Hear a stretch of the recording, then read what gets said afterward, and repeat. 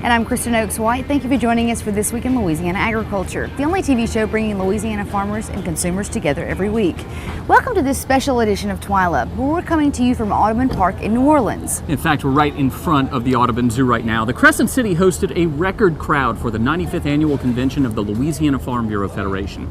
This is where consumer and agricultural issues take center stage as farmers and ranchers from across the state learn about their industries and set policy for the future. We'll have lots of the sights and sounds from this year's convention, as well as stories from around the area here. But we chose to come to Audubon Park and Audubon Zoo for a very specific reason. Do you know why, Kristen? Let me guess. So it's so you can do a story on a brewery. We'll get to that a little bit later, but the real reason is that at one time, this land was a sugar plantation along the Mississippi River. Not far from here is Tulane University and its stadium, the site of the first Sugar Bowl game, named in honor of this area's agricultural past. But for now, we're going to bring you to the French Quarter, where... Let me guess, there's a brew house. Actually, the Crescent City Brew House, one of my meccas, medinas, whatever you want to call it. Well, I figured that. Well, you cannot come to New Orleans without enjoying some great food and drinks. You can find both of those at the Crescent City Brew House. It's housed in one of the oldest buildings in the city and became the quarter's only microbrewery in 1991. TWILA's Carl Wiggers, with the help of Avery Davidson, takes us there to show us what keeps customers coming back for more. The Crescent City Brew House sits on Decatur Street in one of the city's oldest buildings, dating all the way back to the 1700s.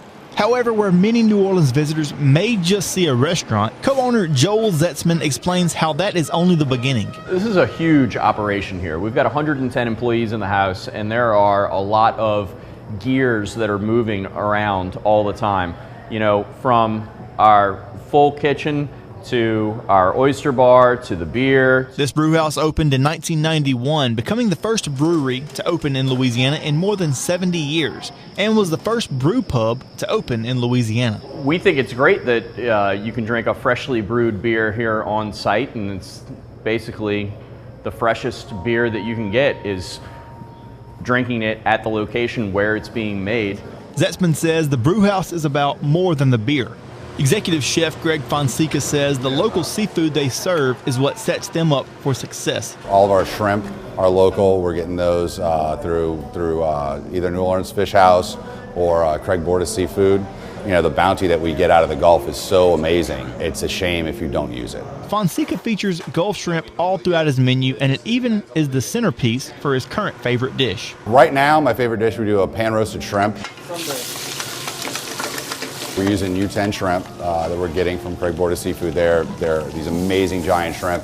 We're pan roasting them with some toasted garlic and serving them with some fried potatoes and some smoked tomato aioli. The staff here works hard to make sure that the food that comes from this kitchen goes great with the beer served up here at the bar. We try to pair everything with the beer that we can, which we can do everything, obviously. There is thought that goes into it. Joel and I work together and talk about these things and what would go best with what. We don't want you to come in and just have a beer. We don't want you to come in and just eat the food. We want you to have the full experience here, which means coming in, having dinner, listening to our live jazz band that we have playing every night, having a nice freshly brewed beer, ordering dinner, and of course enjoying the dinner because we're going to deliver a good product to you as well. In addition to the 5 house brews, they feature a new special brew each month. Crescent City Brew House is open 7 days a week, and you can plan your own trip. You can do that at our website at twilatv.org. And you guys, we came in on Tuesday, and that was actually the first meal we had. We ate the lunch just like Chef recommended, and it was a fantastic lunch. Yeah, you really enjoyed those shrimp. What I really like is going over to the Crescent City Brew House and getting a mix of the Black Forest and the Red Stallion, half and half. Absolutely enjoyable. I mean, because all their beers are really good. And of course, the reason why we went there, I told Carl, I've been going there for years. We're talking like since 90 something or other. and it absolutely is one of my favorite places to go in New Orleans. Appreciate the invite, guys. Yeah, Avery was geeking out the entire trip. He loved it. He loves being in there, and he was bringing all these old memories back. But it was a great place to enjoy a great drink, great meal, and you're right by the French Quarter. You're right in the middle of the French Quarter. You're in the middle of everything you ever want to do in New Orleans. Well, you're always in the middle of a great story. Thank you, Carl Wiggers. If there's one thing residents and visitors have in common in New Orleans, is that everyone is hungry for the food here. And the residents here at the Audubon Zoo are no exception.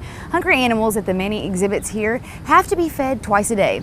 And Twila's Neil Melanson goes behind the scenes to see what it takes to feed all the critters here. Let's hope that they don't put him into one of the exhibits. People line up at the gates of the Audubon Zoo early, especially in the summer when kids are on break from school. But before those gates open, there's already a whole flock of activity inside. Caretakers make their rounds, delivering food made fresh each day. They're brought to individual locations near each animal exhibit, hidden from public view. And while it's marked for something other than human consumption, it comes from some of the same sources we do get our food from. Not only that, it starts in a kitchen. I'm here in the kitchen and I'm surrounded by all of this beautiful looking produce that no person is going to eat. This is all going to the animals here at the Audubon Zoo. Bell peppers, broccoli, bananas, of course, for the monkeys. They love those, as well as some corn and even some Louisiana products like rice here on this cast iron stove. It's just like any kitchen at your home or any restaurant, and we're getting ready to produce some of that food. I've already got my glove on, so let's get started. I forgot to mention, Louisiana sweet potatoes are on the menu, coming from a Louisiana farm not far from the Audubon Zoo. Right now, it's part of a recipe for howler monkeys.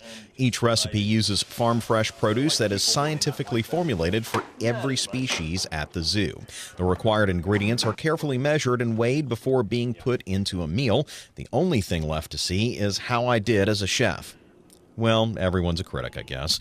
In my defense, I don't have the expertise of Charles Braun, who manages the animal commissary here. For primates like the howler monkeys, they need 140 pounds of food each day just for themselves. Audubon has a budget of well over $500,000 a year for just food alone. We handle a lot of, well, we handle pretty much everything. It comes through the commissary, from produce to meat to fish, all the feed and grain, hay, straw, alfalfa. It's a big operation. I know we've been accused a lot of monkeying around on this show, but this is actually an orangutan. Here we are at the orangutan exhibit here, one of the many animals that gets daily food from the commissary here at the Audubon Zoo. All the produce we get is restaurant quality food. In fact, our distributor right now, Capital City, they distribute 2 schools and restaurants all around, well, Louisiana. They're a big company. So there's no wilted lettuce or moldy tomatoes or anything like that. No, it is definitely human quality. Some of that food is even native to the grounds here, such as bamboo and, of course, the grass. No matter where it comes from, as Braun said, there's always an eye kept on food quality, the same way they care for all of the many colors the animals have here at the Audubon Zoo. The zoo covers almost 60 acres of this once sugar plantation and houses more than 2,000 animals. It's actually one of the old WPA projects, and guys, another WPA project is Monkey Hill. It isn't a natural hill. There are no naturally occurring hills, and that's why they built it, to teach the kids of New Orleans, like myself, what hills were like. Yeah, you grew up here, and I know one of the traditions was you come to the Audubon Zoo, and what do you do at Monkey Hill? Roll down Monkey Hill. I did it not unlike a monkey. So, which exhibit did they want to put you in? The orangutan. The orangutan? And that's only because the orang was looking at me so well, you know? Yeah, she seemed to like you. Yeah, I think. I paid good money to put you in there. Just have the pleasure to put you in there. I think that's one of the Audubon projects, actually. So you may want to, spend your money, go to our website, find the Audubon Institute, and contribute to putting Neil in a monkey cage. I would actually pay a lot of money for that. Thank you very much, Neil Melanson. Visitors to New Orleans often sample what's become a staple of the local cuisine, oysters. Whether they're char-grilled or raw, they're big business. The Louisiana oyster industry supports 4,000 jobs and contributes more than $317 million a year to the state's economy, according to the Louisiana Seafood Promotion and Marketing Board. Now, a Baton Rouge couple is taking raising oysters to a new level, literally, and finding success. The Jolie Pearl Oyster Bar in downtown Baton Rouge modestly boasts on the wall that this place is pretty shuckin' good. Why not? With oysters from the East, West, and Gulf coasts, diners here have choices. But the one Master Shucker Cash cracks open the most is the oyster bearing the bar's name, the Jolie Pearl Oyster, harvested from Grand Isle, Louisiana. Just by looking at them, you can tell the Jolie Pearl Oyster is different. That's because they are grown on a family farm above all other oysters.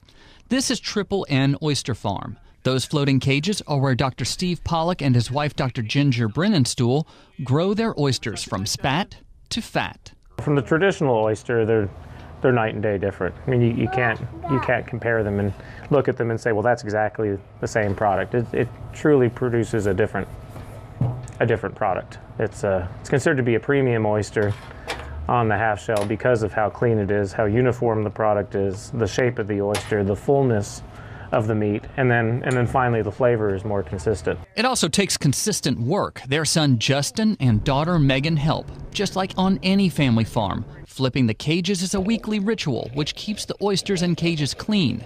Sheep's head come by to eat the small crabs which fall off the cages. That's just part of getting these oysters clean.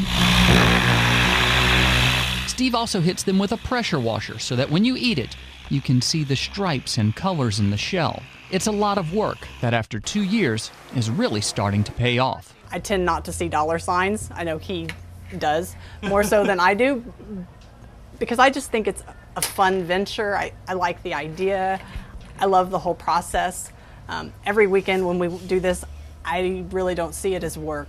I like it. It's fun. It feels more like a hobby to me than it does a job. Megan is good at her job, eating the profits. It's not something you would think of happening in the summer, but Triple N Oyster Farm grows special oysters that do not lose weight when most oysters are spawning, because theirs do not spawn. Other oysters are only good in months ending in R because that's when they are plump and tasty. Whereas ours is, I think, best through the summer months. The flavors, the algae that they're eating, I think they taste the best in June, July, and August. Back at Jolie Pearl, one of the owners describes that flavor as a salt bomb. I kind of consider myself an oyster sommelier. First bite, I mean, the cleanliness of them, the flavor profile was great. It's that flavor that has brought these plant biology instructors at Louisiana State University to the attention of restaurateurs in New Orleans and beyond. He has a product that has pushed Jolie Pearl from, separate us from other oyster places in not only Baton Rouge, but I think in Louisiana, period. Steve and Ginger say the demand is great enough for their oysters that they could expand into New Orleans and other markets, but with both of them still holding full-time jobs as professors at LSU, they just don't have the time. And with 2 young children that you saw out there who enjoy going out and flipping the oyster cages, it would be really rough for this to become something other than a part-time job. I thought with you, if you had 2 children, you had plenty of time on your hands. Oh, yeah. I should know that all too well. I was going to say, you could testify to that. Well, this year's Farm Bureau Convention was full of activity, starting with a record-breaking crowd of almost 1,400 farmers and ranchers and their families. Louisiana Farm Bureau President Ronnie Anderson will serve another term and says the convention was busy as it was great. We talked about a lot of issues. We had political people that you were talking about that were here, and they gave us an insight what they're thinking both in Baton Rouge and in Washington, which is really good for our membership. And we moved through the process fairly smoothly, and it was pretty quick. But we had some really good commodity conferences. We had great speakers talking about all sorts of subjects dealing with labor and trade and all the issues that we're going to be working with over the next year, and probably longer on some of them, but all in all, a great convention. While this was the 2017 convention, the 2018 Farm Bill was on the minds of many here. Crafting of the bill is expected to begin this year, but when it will be passed is anybody's guess. Louisiana Senator John Kennedy addressed the convention's general session on the last day and said he doesn't know when the legislation will pass either, but he will work to protect trade regardless. I want our people to be able to sell their products to other countries. And I want other countries to be able to sell their products in Louisiana. But the trade's got to be fair. They can't shut us out and have them let in. Since I've been a U.S. Senator, I've been sent to Tokyo, Japan, Beijing, China, I was sent to Estonia, Lithuania, Brussels to talk about NATO, but I didn't miss a beat in any place I went to talking about Louisiana agricultural products and why they ought to buy them. Several other elected officials made the convention as well, including Commissioner of Agriculture and Forestry, Dr. Mike Strain. The commissioner was busy attending the many commodity conferences during the convention, but he took the opportunity to announce that he will be running for re-election in 2 years. So I want to thank you for allowing me to be your commissioner. It is one heck of a ride. You know, some of my buddies there, you know, Dobby said, he said, Michael, you ain't been spending much time home. I said, that's a fact. But there's a lot more to do.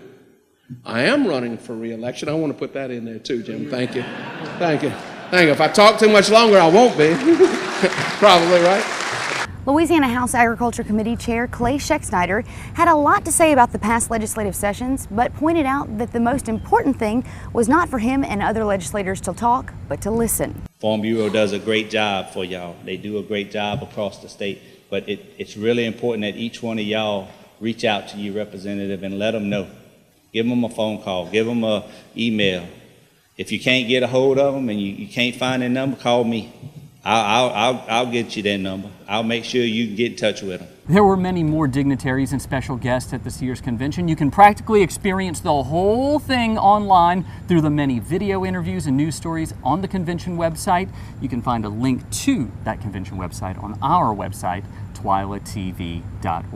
Well, still to come on Twila, the talent, the glamour, and the glory of this year's Farm Bureau convention. And we'll have a look at all the contests here in New Orleans with some big prizes and even bigger fun. Stay with us.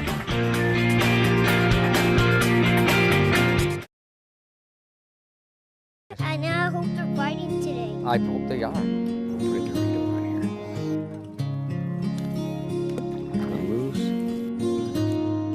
I got a fish, I got a fish. Find your place in the country and the lender who can get you there. Find Louisiana Land Bank.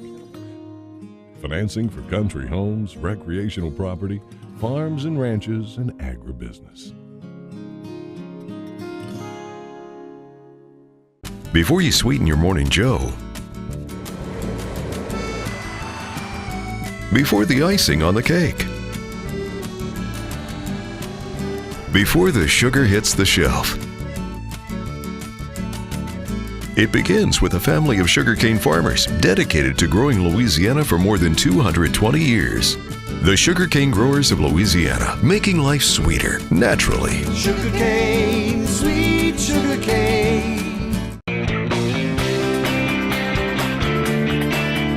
It's here in New Orleans at the 95th Annual Convention of the Louisiana Farm Bureau that members recognize the accomplishments of individual farmers and ranchers, farm families, and parish farm bureaus. That recognition includes a few people you've seen here on Twila. We begin with the Louisiana Farm Bureau Young Farmers and Ranchers Outstanding Farm Woman. We brought you a story about Natasha Stelly of Vermilion Parish. She and her husband raise and sell crawfish in Abbeville, Louisiana, and the slew of prizes which she receives includes a $2,000 gift card from the Louisiana Farm Bureau Mutual Insurance Company. Katie Sistrunk is the winner of the 2017 Young Farmers and Ranchers Excellence in Agriculture Award.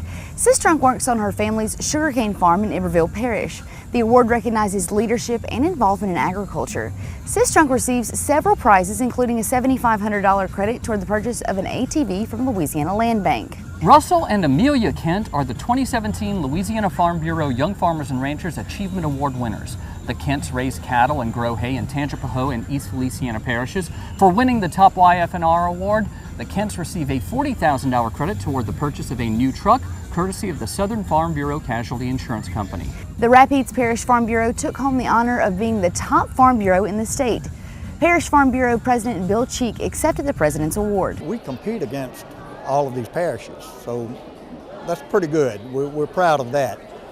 But, you know, just to represent our parish, we're so versatile as far as our agriculture goes. I mean, we've got everything, you know, so we're proud of that also.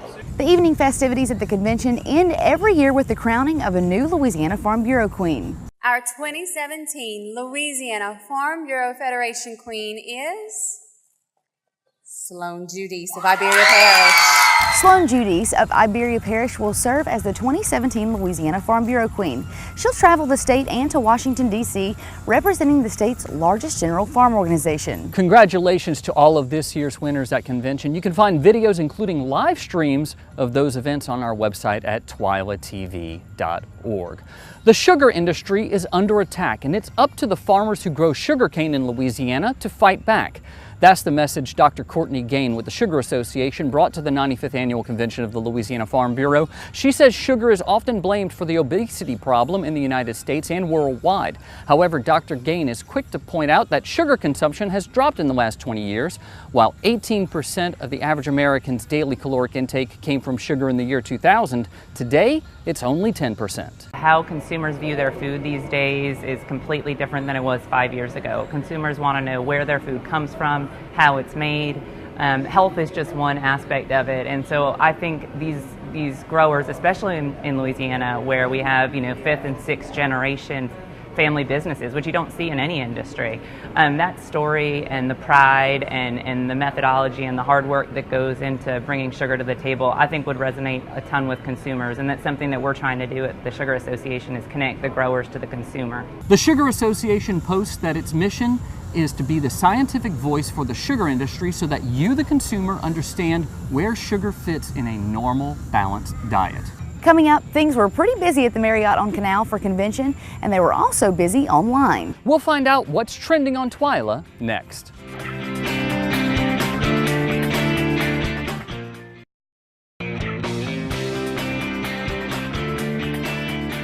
Well, it's an absolutely beautiful sunset here on the banks of the Mississippi River at The Fly. And in fact, Carl Wiggers really enjoyed having a flyover with his drone. You got to check out these beautiful pictures of that barge going by. It is gorgeous. In this week's special edition of Trending on TWILA, it's gorgeous because we'll show you why social media took center stage during the 95th Annual Louisiana Farm Bureau Convention.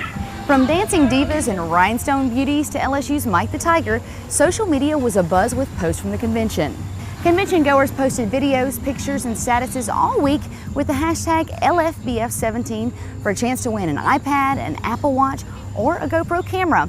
We recorded more than 700 posts from convention across all of our social media platforms. Snapchat filters and Facebook live stream videos racked up a record number of views from folks who couldn't make it to New Orleans for this convention this year.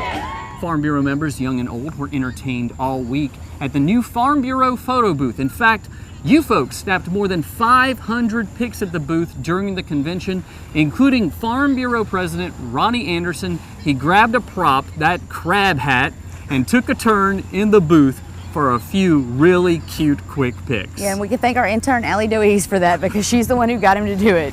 And Farm Bureau members also got a chance to sit down and learn about social media during this year's convention. From professional tweeters to first-time Facebookers, social media users from all ends of the spectrum attended the second annual social media workshop. American Farm Bureau's media and advocacy specialist, Jonna Miller, showed Farm Bureau members how to harness the power of social media to educate and connect with consumers while advocating for agriculture online. Attendees took turns taking felfies, or farm selfies, to showcase life on the farm to other users online. Young farmers and ranchers Casey Luckett and Amelia Kent say social media is a vital tool they use on the farm to show consumers how their food and fiber is produced. There are so many people that don't live on a farm or have never had a farm experience, and so through the pictures and through the posts that I do on Facebook or Instagram, they can feel like they're part of our farm and they can see what we do and why we do it and why we're passionate about it. It's really important for us that are still engaged in farming practices to show those who aren't what we're doing, whether it's happy cows out in green pastures to dispel perceptions about confinement, or it's why row crop farmers utilize certain techniques. Social media is crucial for us to get out and tell our story, but the technological advancements help us do exactly that. Now moving on to this week's Twila Trivia. Last time I asked you, what year was the Louisiana Farm Bureau Federation established? And the correct answer is B, 1922. This week's trivia question is, how many videos are watched on Snapchat every day? Is it A, 6 million, B, 600 million, or C, 6 billion? To enter this week's trending trivia contest, simply log on to your Facebook or Twitter account and post your answer with the hashtag Twila Trivia, or you can always submit your answer on our website at twilatv.org. That does it for this special edition of Twila. Be sure to join us next week when we'll take you on a tour of the forest with a group of teachers. Until then, follow us on Twitter, like us on Facebook, and check out all of our stories on Snapchat. For all of us here at Twila, we hope to see you again right here next week.